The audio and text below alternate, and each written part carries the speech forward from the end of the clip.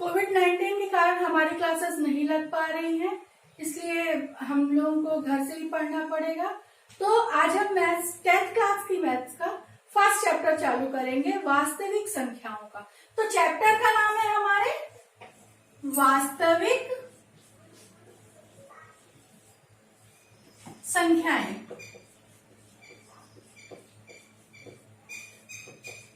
तो बच्चों, वास्तविक संख्याएं सब बुक आप अपनी देख लीजिए। फर्स्ट चैप्टर आपका है और बुक तो आप लोगों के पास होंगे, मिल भी गई होंगी। तो फर्स्ट चैप्टर वास्तविक संख्याओं का है।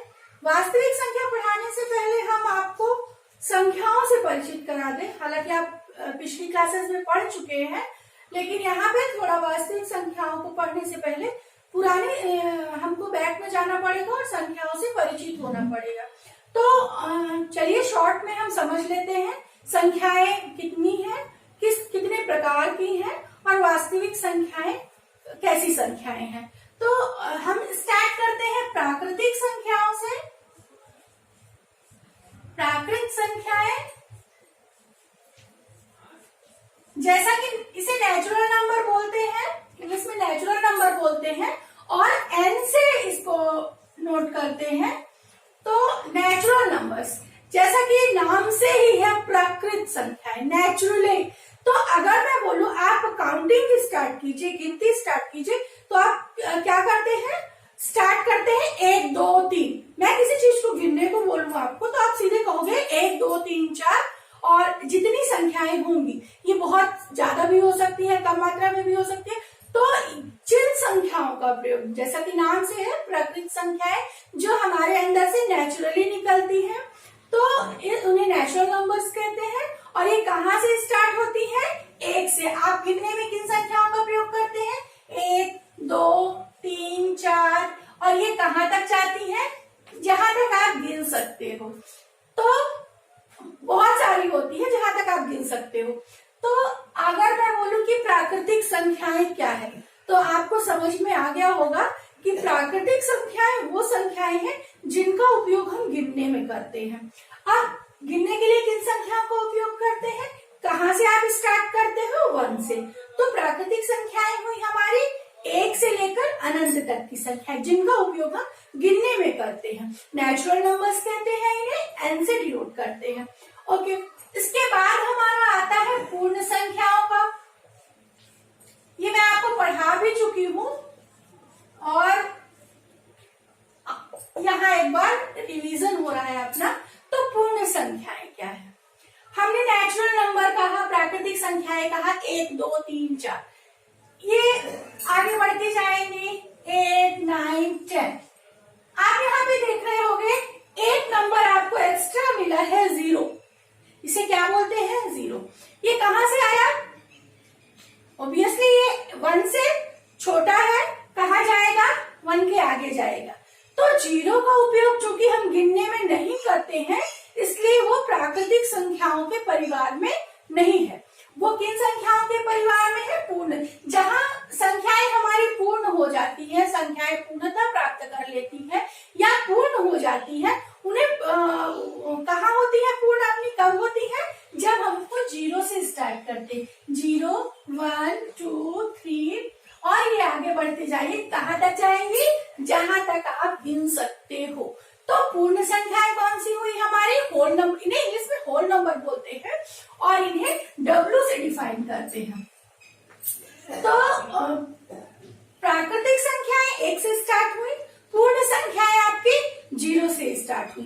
प्राकृतिक संख्याओं में 0 को इसलिए नहीं लिया क्योंकि 0 का गिनने में प्रयोग नहीं किया जाता है। तो जो हमारी गिनती की संख्याएं हैं जिनका उपयोग गिनने में किया जाता है, वो नेचुरल नंबर कहलाते हैं, प्राकृतिक संख्याएं।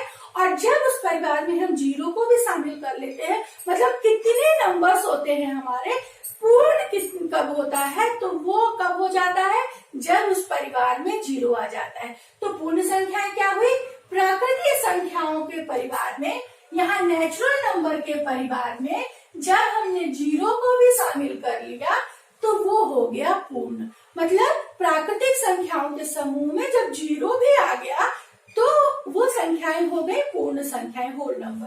पूर्ण संख्याओं के बाद बात आती है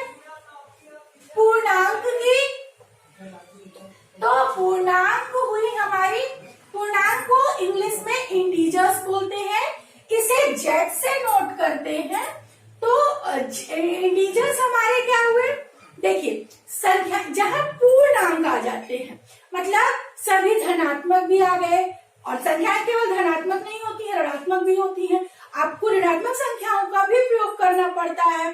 तो ऋण जब संख्याओं के परिवार में, पूर्ण संख्याओं के परिवार में, पूर्ण संख्याएं हमारी कहाँ है, 0 1 2 3 4, ये कहाँ तक गई, जहां तक आप गिन सकते हो, तो पूर्ण संख्या ये हुई। और जब हम पूर्ण संख्याओं के परिवार में प्राकृतिक संख्याओं के ऋणात्मक मान को शामिल करते हैं, क्या करते हैं, प्राकृतिक संख्याओं के ऋणात्मक मान को भी शामिल कर लेते हैं, तब ये हमारी संख्याएं हो जाती हैं पूर्णांक, इंटीजर्स हो जाते हैं। तो पूर्णांक क्या हुई, प्राकृतिक संख्याओं के परिवार में जब हमने पूर्ण संख्याओं के परिवार में जब हमने प्राकृतिक संख्याओं के ऋणात्मक मान को भी शामिल कर लिया, तो ये पूर्णांक हो गए, ये धनात्मक पूर्णांक हुआ। आप राइट हैंड साइड पढ़ोगे तो धनात्मक पूर्णांक होगा, आप लेफ्ट हैंड साइड पढ़ोगे तो ऋणात्मक पूर्णांक होगा, और बीच में ये 0 होता है, 0 ना तो धनात्मक होता है और ना ही ऋणात्मक होता है। तो आप जैसे जैसे आप देख रहे होगे, एक बार जैसे जैसे आप राइट में पढ़ रहे हो, संख्याओं के मान में वृद्धि हो रही है, संख्याओं के मान में वृद्धि हो रही है, उनके मूल्य में वृद्धि हो रही है। किंतु जैसे जैसे हम आपके लेफ्ट हैंड साइड पे आते हैं, तो यहाँ क्या हो रहा है, संख्याओं के मान में जैसे जैसे निगेटिव बढ़ते जा रहे हैं, तो उनके मान में कमी आती जा रही है। मतलब ऋण 1 बड़ा होगा ऋण 2 से, ऋण 2 बड़ा होगा ऋण 3 से, ऋण 3 बड़ा होगा ऋण 4 से। इसका मतलब ऋण 2 आपका छोटा होगा ऋण 1 से।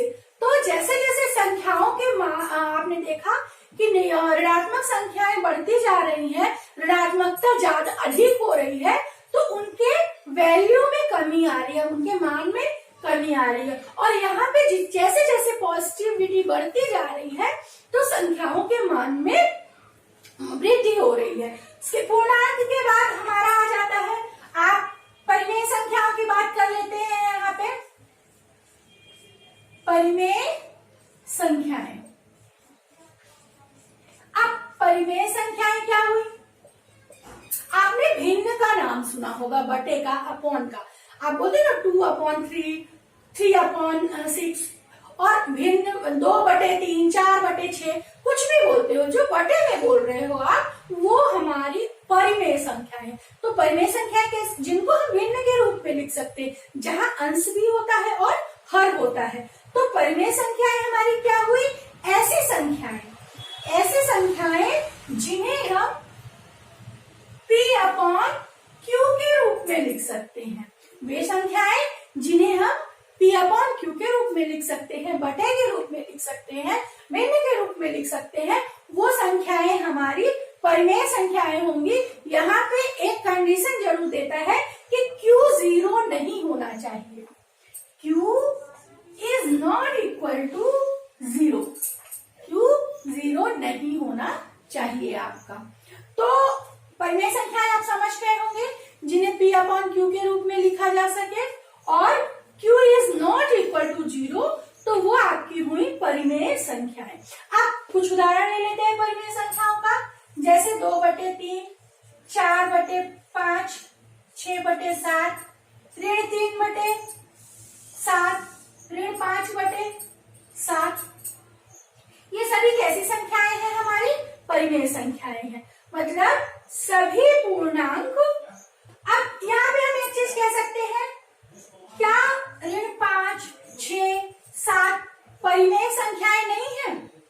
ये परिमेय संख्याएं हैं, ये परिमेय संख्याएं हैं, लेकिन अब आप बोलोगे इसमें Q कहाँ है, तो हम इनको बटे 1 लिख सकते हैं।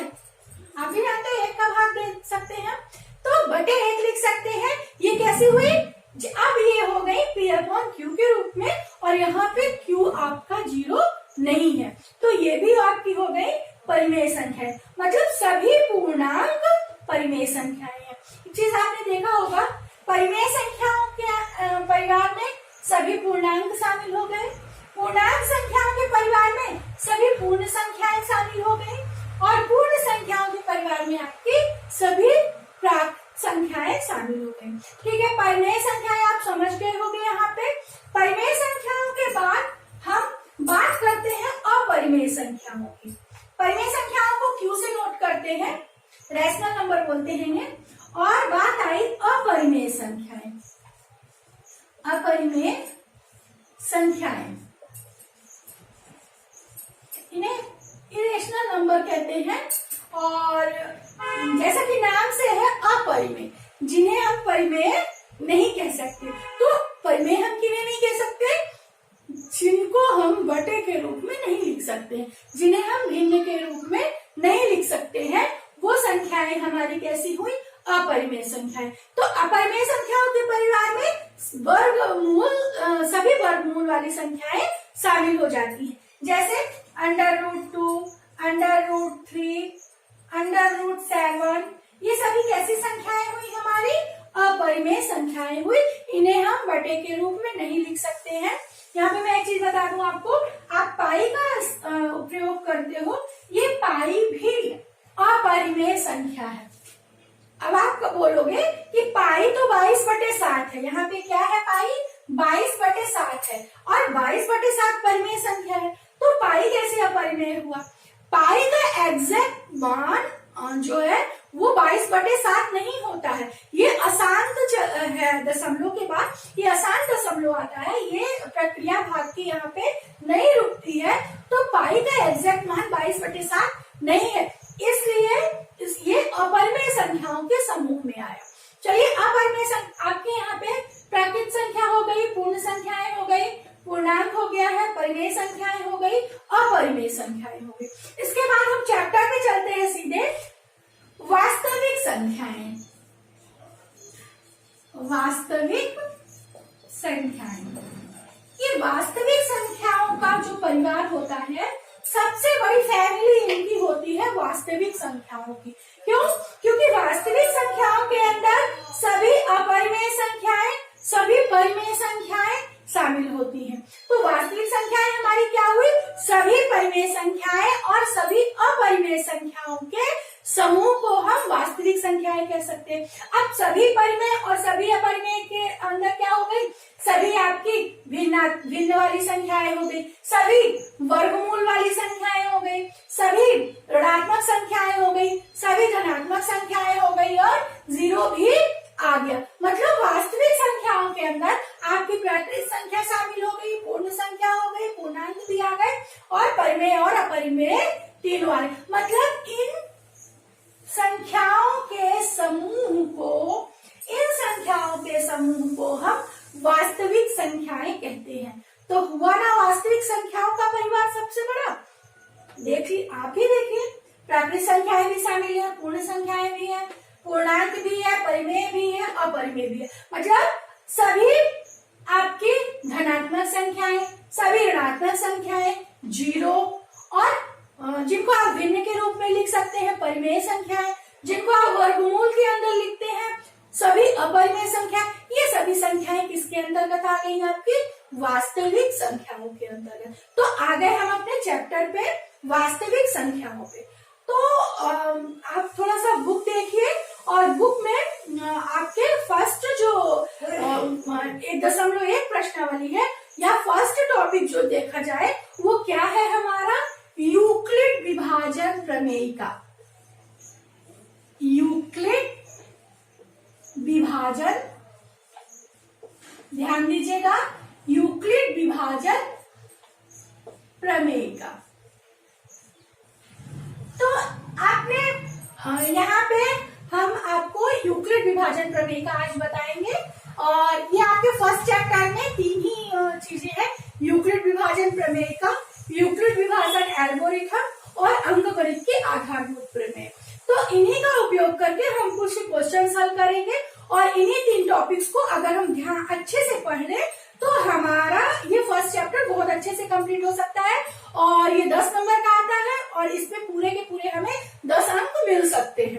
तो आप इसको ध्यान से पढ़िएगा और स्किप करने की कोशिश मत कीजिएगा, पूरा देखिए, पूरा पढ़िए। तो सबसे पहला जो टॉपिक आता है वो है हमारा यूक्लिड विभाजन प्रमेयिका का। तो यहाँ पे सबसे पहले हम प्रमेयिका समझ लेते हैं क्या है। प्रमेयिका क्या चीज है? प्रमेयिका क्या चीज, प्रमेय का एक कथन होता है, एक स्टेटमेंट होता है, एक कथन होता है जो सिद्ध होता है, जो जिसे सिद्ध करने की आवश्यकता नहीं होती है, वो सिद्ध होता है और उसके प्रयोग से हम अपने यहाँ पे आगे के कथनों को सिद्ध करते हैं। तो प्रमेयिका क्या हुई, एक ऐसा स्टेटमेंट हुआ जो प्रूव होता है, खुद ही प्रूव होता है, उसको प्रूव करने की आवश्यकता नहीं होती है, वो अपने में प्रूव होता है और उसका यूज हम जो करते हैं, उपयोग करते हैं, वो दूसरे कथनों को सिद्ध करने के लिए या दूसरे क्वेश्चंस को सॉल्व करने के लिए हम उसका प्रयोग करते हैं। तो यूक्लिड विभाजन प्रमेय का हम स्टार्ट करते हैं। कठिन नहीं है, बहुत सरल है और अगर मैं आपको पढ़ाऊंगी, समझाऊंगी तो आपको लगेगा ऐसा कि ये तो हम पढ़ चुके हैं। इसकी जानकारी, यूक्लिड विभाजन प्रमेयिका की जानकारी हमें बहुत पहले से थी, लेकिन इसका उपयोग पहली बार यूक्लिड एलिमेंट्स की बुक में किया गया था और ये इसका यूज एक्सीएफ निकालने में किया जाता है। तो चलिए आते हैं, सबसे पहले यूक्लिड विभाजन प्रमेयिका कर लेते हैं। यूक्लिड विभाजन प्रमेयिका के पहले मैं एक छोटा सा भाग दूंगी आपको और आप उसको सॉल्व कीजिए। सब लोग कॉपी में लिख लीजिए, कुछ भी हम ले सकते हैं। 17 ले लिया और 5 ले लिया। आप 17 में 5 का भाग दीजिए, 17 में 5 का आप भाग दीजिए। जल्दी से कॉपी पे लिखिए और आप जल्दी से भागिए। मैं यहाँ बोर्ड पे कर रही हूँ, आप अपनी कॉपी पे कीजिए। तो 17 में हमने क्या किया, यहाँ पे 5 का भाग दिया 5 का, तो कितनी बार दिया अपना, सबने कर लिया होगा फटाफट। कितना आया है, यहाँ पे 3 बार भाग दिया है और हमारा शेष फल जो है, रिमाइंडर जो है, वो 2 आया है। तो मैं अगर यहाँ पे पूछूं कि यहाँ पे भाजक क्या है, भाजक क्या होता है, जिसका हम भाग देते हैं।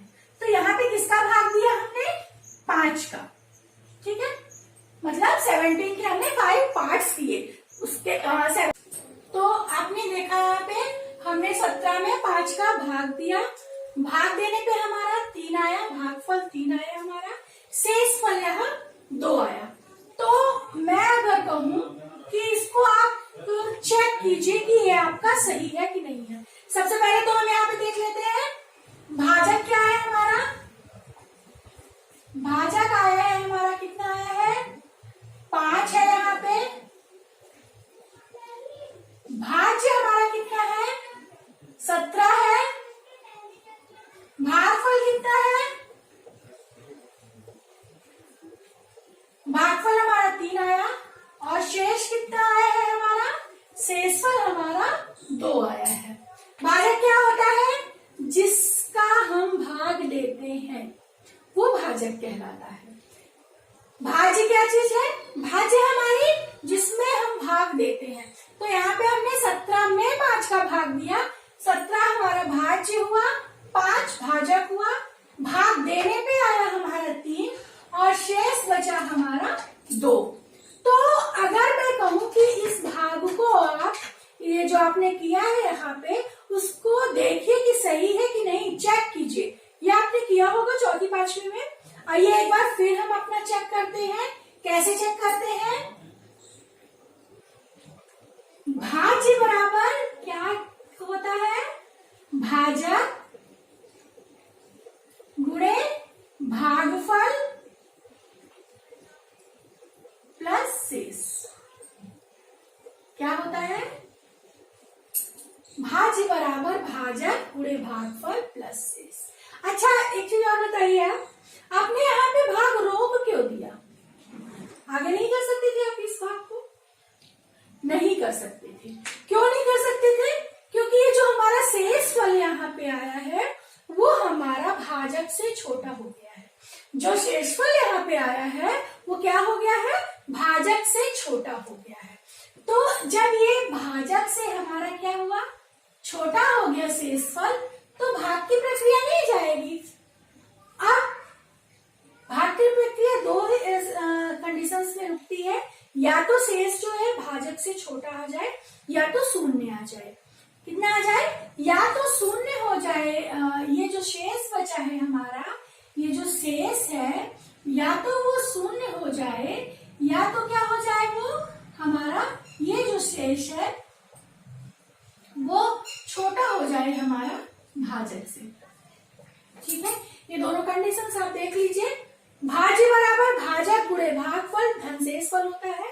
कंडीशन एक ही रहती है, भाग की प्रक्रिया आप कब रोकेंगे, जब ये शेष हमारा जो है भाजक से या तो छोटा आ जाए या तो शेष हमारा 0 के बराबर आ जाए। 0 से तो बड़ा आ ही सकता है, शेष जो है 0 से हमेशा बड़ा होता है, ये बड़ा होगा 0 से, किंतु बड़े होने के बाद ये कैसा होना चाहिए, भाजक से छोटा होना चाहिए और या 0 हो सकता है। तो यहाँ पे आपने देखा। अब अगर मैं कहूं, यहाँ पे मैं आपको दो धनात्मक पूर्णांक संख्याएं दे देती हूँ, a और b, और हम बोलते हैं कि आप b में a का भाग दीजिए। ठीक है, सॉरी, a में b का भाग दीजिए। आपने a में b का मान लीजिए भाग दिया, भाग देने पे यहाँ पे q आ गया और शेष हमारा r आ गया।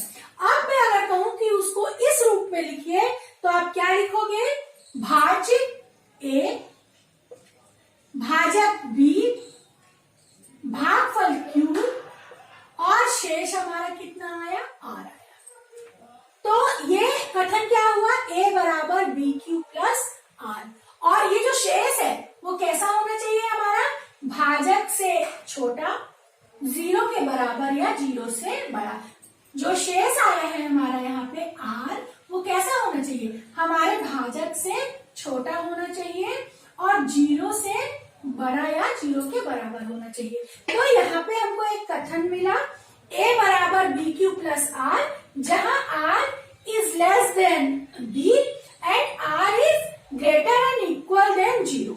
यहाँ पे जो हमारा r है वो b से छोटा होगा और 0 से बड़ा या 0 के बराबर हो सकता है। r में मतलब r के साथ ही ये कंडीशन है कि r को क्या होना चाहिए, भाजक से भाग की प्रक्रिया कहाँ पे रुकेगी, जब हमारा जो r है, जो रिमाइंडर बचा है, जो शेष फल आ रहा है वो हमारा, वो कैसा हो, भाजक से या तो छोटा हो जाए या तो 0 हो जाए, और 0 से बड़ा भी हो सकता है लेकिन भाजक से छोटा। तो यहाँ पे ये कंडीशन मिली, ये कथन मिला है हमें, और ये उसके साथ कंडीशन है। और आपको मैं बता दूं, यही यूक्लिड विभाजन प्रमेयिका है। ये क्या है, यूक्लिड विभाजन प्रमेयिका। प्रमेयिका मैंने बताया था एक सिद्ध कथन, तो ये आपका ये एक सिद्ध कथन हो गया, a बराबर बी क्यू प्लस r, जहां r is less than b and greater and equal than 0। तो आपका यहाँ पे r जो है वो b के से छोटा हो गया और b से जो है छोटा हो गया हमारा, और 0 और इक्वल हो गया r हमारा 0 के। चलिए ठीक है, ये कंडीशन हमने पढ़ ली, देख लिया हमने ये कंडीशन, और इसके बाद अब हम आ जाते हैं विभाजन एल्गोरिथम में। तो प्रमेयिका हमने पढ़ी, ये मैं मिटा देती हूँ, आप फिर से देख लीजिएगा रिवर्स करके। हमारी प्रमेयिका क्या आई, यूक्लिड विभाजन, a is equal than B Q plus r, जहां r जो है हमारा greater than less than b and greater and equal than 0। जो r है हमारा b से छोटा और 0 के बराबर होगा या इक्वल होगा। ये कथन हमारा यूक्लिड विभाजन प्रमेयिका है। आप अपनी बुक में देख लीजिए, पेज पलटा के पढ़ लीजिए। यूक्लिड विभाजन प्रमेयिका जो लेमा लिखी हुई है वो क्या है, अगर हमें दो धनात्मक पूर्णांक संख्याएं a b दी हुई है, दो धनात्मक पूर्णांक संख्याएं a b है, तो ऐसे q और r दो पूर्ण संख्याएं विद्यमान है, धनात्मक पूर्ण संख्याएं विद्यमान है, जहां a बराबर बी क्यू प्लस r, मतलब b और q का गुणा करके और अगर उसमें r जोड़ दिया जाए तो वो हमारा a के बराबर होगा। ये हमारी यूक्लिड विभाजन प्रमेयिका कहती है। आप इसको एक दो बार पढ़ लीजिए, ध्यान से रिवीजन कर लीजिए, आपको समझ में आ जाएगा। चलिए ठीक है, यूक्लिड विभाजन प्रमेयिका हो गई। इसके बाद हमारा जो 1.1 है वहां पे यूक्लिड विभाजन एल्गोरिथम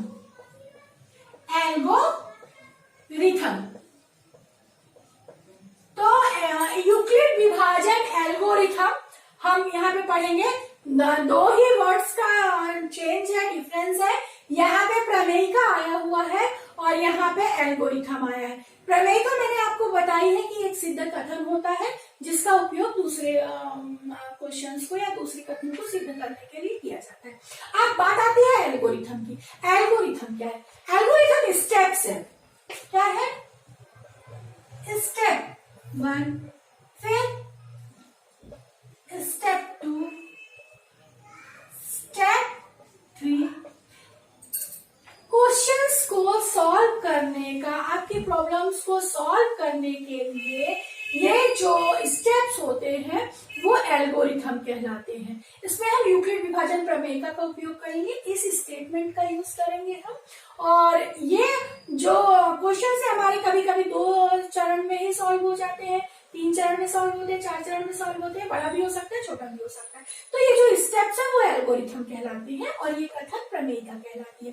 ठीक है, अब 1.1 प्रश्नावली देखिए आप। पहला सवाल है, यूक्लिड विभाजन एल्गोरिथम का उपयोग करके निम्न संख्याओं के HCF ज्ञात कीजिए। क्या ज्ञात करना है आपको? यूक्लिड विभाजन एल्गोरिथम का यूज करके HCF ज्ञात करना है। HCF क्या है? HCF वह बड़ी से बड़ी संख्या है जो दी हुई 2 संख्याओं को एक साथ पूर्णतः विभाजित करता है। दोनों संख्याओं को, अगर आपको कोई भी 2 संख्याएं दी हैं तो उसका HCF क्या होगा? ऐसी संख्या होगी जो दोनों को एक साथ पूर्णतः विभाजित करे। वही संख्या पहली संख्या को भी विभाजित करे, वही संख्या दूसरी संख्या को भी विभाजित करे। बड़ी से बड़ी, वह बड़ी से बड़ी संख्या जो दी हुई संख्याओं को पूर्णतः एक साथ विभाजित करे। शॉर्ट में पढ़ेंगे क्योंकि आगे हमको ये प्रश्नावली करनी है। चलते चलते एक चीज आप बता दें, एलसीएम का भी नाम सुना होगा आपने। 2 ही चीज है कॉमन, तो आपने देखा होगा HCF और LCM। HCF मैंने बताया कि वह बड़ी से बड़ी संख्या जो आपको दोनों संख्याओं को विभाजित कर देती है। और LCM क्या होगी?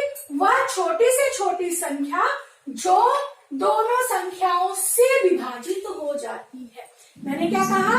HCF में आपने देखा होगा एक वर्ड आया है, बड़ी से बड़ी संख्या जो दोनों संख्याओं को विभाजित करती है, वो उसका फैक्टर होगा। दोनों संख्याओं को विभाजित करती है। और LCM में क्या है? दी हुई दोनों संख्याओं से विभाजित होती है वह छोटी से छोटी संख्या जो दोनों संख्याओं से पूर्णतः विभाजित हो जाती है।